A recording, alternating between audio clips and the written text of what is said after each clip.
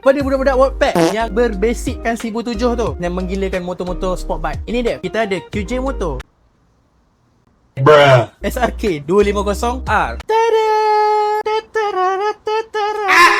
Dengan harga bawah 10,000. Apa yang korang dapat daripada QJ Motor ni? Apa hal murah? Murah dah mampu.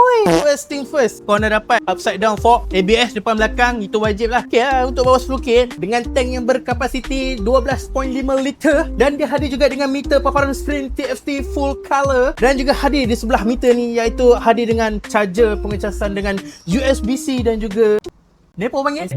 USB-A. USB-C dengan USB-A.